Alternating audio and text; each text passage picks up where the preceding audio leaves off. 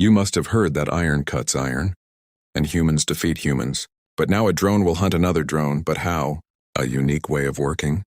The biggest twist, interesting point.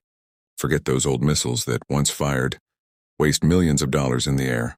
This is Anduril Roadrunner, the world's first smart hunter, that turns enemy suicide drones into a graveyard right in the sky. What exactly is this thing? This is not an ordinary drone. It's an interceptor equipped with a jet engine.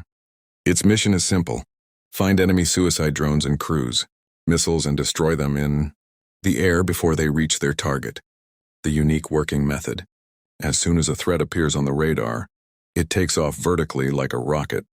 If it finds the target, it flies close to it and detonates itself, destroying the enemy drone instantly. The biggest twist, the interesting point. But here comes the real magic.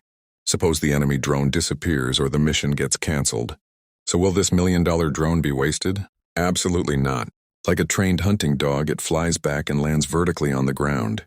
Refuel it and it's ready for the next hunt. So if a target is found, the enemy is finished. And if not, the drone returns safely. What do you think about this iron of the defense world? Did you already know about it? Tell us in the comments.